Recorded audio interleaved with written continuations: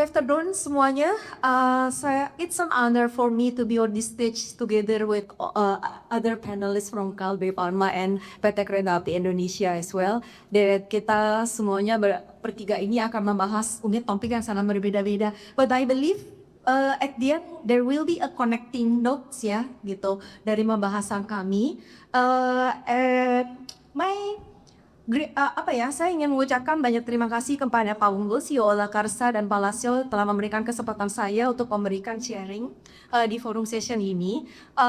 Dan brief tentang saya adalah saya akan memberikan pastinya perspektif terkait dengan my expertise di ISO 14064 dan di gas rumah kaca gitu ya. Dan saya memang I have competencies in the decarbonization strategies dan kebetulan saya juga memang menjadi salah satu dari asesor kategori decarbonization excellence. Betul sekali. Tadi ketika Pak Rizkia mention bahwa mungkin forum diskusi ini akan menjadi diskusi yang fun. Actually, I'm so worried and afraid ini mungkin penjelasan aku will be no fun, gitu ya. Karena seringkali when we discuss about carbon, we discuss about this carbon market terutama ya, lebih ke very serious gitu ya, dan cukup tense. And only yesterday sebenarnya I also moderated and global carbon market Global Carbon Market Summit Indonesia. It's an international forum discussing about the carbon markets. Dan kebetulan saya juga on the same stage with the Verra and the Gold Standards and the Puro Earth. Mereka adalah standar untuk voluntary marketnya terkait dengan perdagangan karbon ini. Mungkin karena saya juga latar belakangnya ada di sustainability. Jadi readiness ini juga sangat erat kaitannya dengan keberlanjutan. Tadi sudah dijelaskan oleh Bu Eki ya, bahwa we want to reach the target like at zero emission 2060, juga NDC target ya. Jadi we have setiap lulusan itu memang cukup wajib ya kalau menurut saya untuk memiliki suatu strategis or proyek strategis yang sifatnya sustainable ya untuk mencapai target gitu. Talking about sustainability, sebenarnya ini hal yang interesting adalah biasanya kalau orang sustainability itu selalu ngomonginnya inclusivity sama keseimbangan. Ini kita ada two women, ya, two ladies and two men. Jadi ini udah cukup sustainable di panggung ini ya. So we can call it this is a very sustainable forum discussion. So without further ado, saya mau mulai dulu bahwa perhaps some of Bapak Ibu peserta yang hadir di sini belum mengetahui a little bit mungkin tentang ACEXI. So I want to introduce a bit about ACEXI. So ACEXI ini adalah, perhaps you can move to other slides. Dan ACEXI itu adalah Association of Carbon Emission Expert Indonesia. Kita punya misi di Indonesia untuk empower Indonesia Carbon Management Ecosystem. Dan kita ini juga memiliki 3 pilar utama, yaitu di carbon ecosystem, di capacity building, juga di carbon policies and frameworks. Dan kita juga menjalin banyak kolaborasi dan partnership, terutama di acara ini ya, di Indonesia Merupakan Sustainability Award. Kami adalah strategi partner dan kami punya misi sebenarnya di luar dari our collaboration and partnership in the sustainability events or any kind of forums gitu ya terkait dengan sustainability dan carbon. Tapi kita juga punya misi bahwa we really want to accelerate the achievements of the low carbon economy in Indonesia. Gitu. Next slide, mungkin. Dan di sini saya akan membahas tentang practical path about how to achieve or go menuju decarbonization gitu. Dan ada jalurnya gitu ya, dan apakah serumit apa sih gitu ya, kita akan ekspor. Lalu saya akan memberikan sedikit tentang data integrity. Mungkin ini terkait ya, karena kalau saya kan sebagai seorang ESG expert itu pasti saya selalu ngomong data ya, dan data itu pasti terkait dengan integrity. Lalu saya juga akan mungkin memberikan ilustrasi kepada Bapak Ibu yang hadir di sini, what companies should do before they enter the carbon market dan readiness-nya. Next. High integrity decarbonization, kenapa ini sangat penting ya Bapak Ibu? Karena banyak, ini mungkin bisa dilihat di gambar ya, ini adalah sebuah jargon-jargon yang mungkin Bapak Ibu sering lihat gitu ya. Ada tulisan net zero, ada tulisan earth friendly, ada carbon neutral juga gitu ya. They claim their products or they claim their service itu sebagai sustainable. But is it like really gitu ya? Maksudnya apakah memang sebenarnya begitu? Many green claims mereka itu tidak didasari dari robust data yang mungkin belum terverifikasi gitu ya. Dan prinsipnya dalam dekarbonisasi ini adalah tanpa data integrity itu hanya akan menjadi sekedar slogan. Dan nanti ujung-ujungnya adalah greenwashing. Mungkin Bapak Ibu cukup akrab ya dengan istilah greenwashing ini, bahwa banyak yang ngeklaim bersih atau nol hijau gitu ya. Tapi itu cuma supaya tampak menarik di permukaan, tapi mengabaikan hal-hal yang mendasar gitu ya. Jadi risiko greenwashing ini sebenarnya adalah sesuatu yang that should be eliminated or must be eliminated dengan cara high integrity decarbonization strategy. Dan ada prinsip yang paling utamanya yaitu transparency. Dan harus memenuhi real measurements, jadi bukan sekedar label. Jadi sebelum melakukan banyak hal-hal lain, perusahaan itu harus fokus pada hal-hal mendasar, yaitu mulai dari pengukuran emisi yang tepat ya. Jadi disebutnya sebagai inventarisasi DNA dan memastikan integritas data juga membuat klaim yang dapat diuji. Next slide-nya saya akan menjelaskan mengenai pathway-nya, jalur dekarbonisasi yang efektif. Di sini ada contohnya, yaitu about energy efficiency adalah salah satu jalur mitigasi yang mungkin sudah banyak di-adopt oleh many large corporations, mengurangi pemborosan energi dan mengoptimalkan operasional mereka, dan pengalihan bahan bakar atau fuel switching, mengadopsi bahan bakar yang lebih bersih. Nah ini mungkin nanti Menseknek Indonesia will also describe gitu ya, mereka udah fuel switching nih gitu kan, untuk pencapaian target bersih, betul ya Mas Kian. Dan mengoptimalkan their transportation dan distribution, low carbon logistik, juga supply chain hotspots, yaitu menangani sumber-sumber cakupan di scope 3. Jadi kalau bicara gas rumah kaca itu kan standarnya itu adalah ISO 14064, dan di ISO 14061 itu ada scope 1, scope 2 dan scope 3. Dan supply chain hotspots ini akan menangani sumber-sumber cakupan di scope 3 ini yang berdampaknya sangat tinggi ya nih Rata Kasok.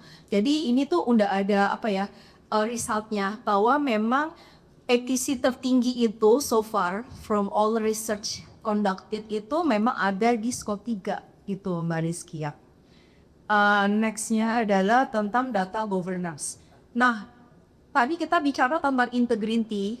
Nah, data governance ini sebenarnya adalah suatu tata kelola data, bahwa data mentah ini akan dikumpulkan, lalu mereka akan menggunakan biasanya perangkat khusus seperti Flowmeter gitu ya, menggunakan pemodelan dengan protokol yang ditentukan, dan usually menggunakan kayak IPCC gitu or GHG protokol.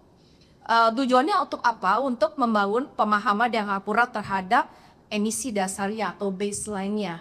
Nah, ini data governance and integrity ini kenapa saya sebutkan selalu terkait dengan MRV flow ya, monitoring, reporting, and verification. Jadi ini adalah tahapan-tahapan yang dilakukan oleh perusahaan untuk memastikan integritas di lingkungan mereka. Mereka harus menjamin dengan this MRV bahwa aksi iklim benar-benar mengarah pada pengurangan emisi yang diklaim. Dan juga MRV ini memungkinkan untuk membuka alur keuangan. Jadi hal utama seperti menarik pendanaan dan investasi iklim gitu ya, dan memenuhi kewajiban internasional. Jadi sesuai dengan Paris Agreement, negara-negara memenuhi komitmen mereka berdasarkan perjanjian. Dan next ya, ISO 14004 yang tadi saya sudah sebut memang beberapa kali, ini adalah standar internasional yang menyediakan kerangka kerja untuk meningkatkan integrity, credibility, and transparency dari gas rumah kaca. Standar ini sangat fokus pada bagian di sini ditulis ada 3 bagiannya, yaitu GHG accounting di level organisasi ini yang tadi saya bilang ada scope 1, ada scope 2, dan scope 3. Sedangkan kalau 140642 aja ini fokus pada nih projectnya aja, yaitu di reduction dan removal. Sedangkan 140643 aja ini adalah ke validasi dan verifikasi. Jadi biasanya setelah perusahaan sudah mengumpulkan data dan informasi mereka dari scope 1 dan 2 dan baru di bagian 140641, mereka akan ke lembaga pihak ketiga, disebutnya LVV gitu ya. Nah, LVV ini yang akan melakukan pemeriksaan integritas untuk memastikan bahwa datanya itu sudah terverified dan terjustified. Nah, bagaimana kita dapat memastikan integritasnya? Nah, biasanya memastikan integritasnya itu adalah dengan melakukan perencanaan verifikasi gitu. Jadi pada prinsipnya kita kan kita sering bicara tentang dekarbonisasi gitu ya. Nah, dekarbonisasi ini harus sifatnya memang kredibel. Jadi tetap dasarnya cuma satu ya Bapak Ibu, yaitu perhitungan DRK-nya itu harus sangat buat dulu, lalu menggunakan metode yang konsisten, lalu membangun siklus MRV yang jelas. Nah, khususnya di Indonesia, data emisi ini harus selaras dengan SRN PBI. Ya, ini bertindak sebagai registri nasional yang menjamin transparansi dan komparabilitas dari lintas sektor. Di next slide itu saya akan menjelaskan bahwa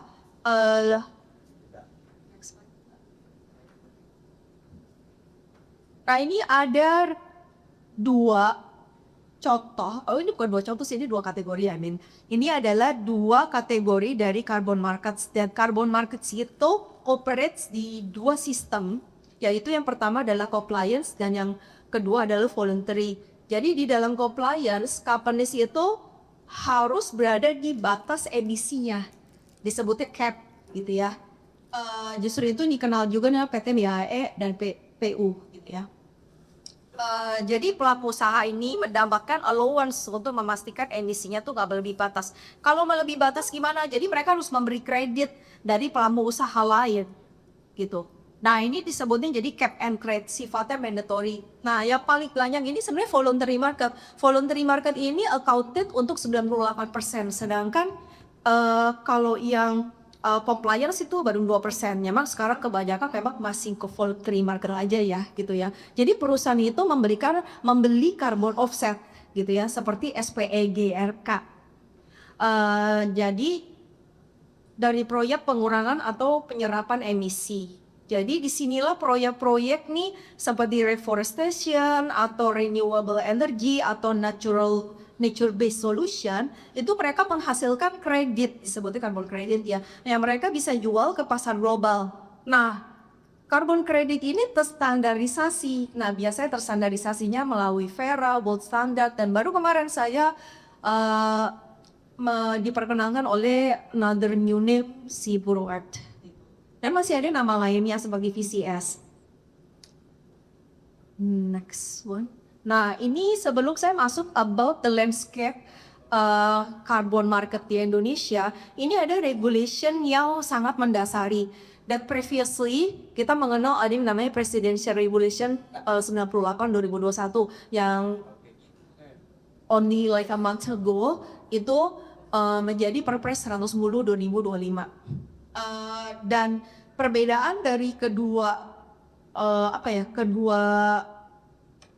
presidential regulation ini sebenarnya adalah bahwa di Perpres yang baru yang 110 ini sangat mendukung adanya perdagangan karbon yang sifatnya lebih transparan, dan yang pastinya ini sangat mendukung Indonesia readiness untuk masuk ke international carbon markets, terutama karena menuju COP30. Dan di sini COP30 Indonesia ini sebenarnya memang sudah membuka ya pasar carbon marketnya itu kemarin. Mungkin Bapak Ibu ada yang melihat tentang apa sih following the news about Indonesia in the COP30 in Brazil, right? Maxim mungkin. So carbon market in Indonesia, how Indonesia carbon market itu bekerja gitu ya. Nah sebenarnya di sini tuh ada istilah yang namanya cap and trade system, compliance allowance, juga ada SPE DRK. Jadi kalau kita bicara tentang kesiapan perusahaan untuk pasar karbon selalu berdasarkan inventarisasi tentang GRK gitu ya. Dan di sini juga saya cantumkan bahwa emission reduction or removal activities itu harus dilaporkan dan harus diverifikasi. Dan ketika itu sudah divalidasi, maka KLHK akan mengeluarkan yang namanya SPE GRK, ya. Dan SPE GRK ini yang bisa diperjualkan. Next ini. Nah, readiness-nya ini ada faktor-faktor yang harus dipenuhi semuanya sebelum masuk ke carbon market, yaitu mulai dari tadi perhitungan yang sangat akurat dan memenuhi 3 syarat, yaitu transparency, credibility, and accountability. Lalu proses MRV flow yang cukup jelas, juga data integrity, auditability, artinya sudah terverifikasi oleh pihak ketiga LDV, dan understand compliance eligibility dengan PT BAIFU, dan reduction first mindset before buying offset, dan readiness untuk SRD PPI report. Jadi ketika ini semuanya sudah dipenuhi, maka perusahaan sangat-sangat well prepared gitu ya untuk masuk ke dalam carbon market. Oh ya, seems ini penutup aja dari saya, bahwa decarbonization, high integrity decarbonization itu tidak dengan membeli kredit, tapi dengan pengukuran yang kredibel, juga laporan dan transparan verified. Jadi ini ujung-ujungnya adalah to avoid greenwashing, Bapak Ibu sekalian. Sekian ya, berarti ini udah slide paling terakhir saya nih, Mbak Rizky ya. Thank you. Thank you. Bu Reni, dapat kita tahu sebagai dulu buat sangat lengkap.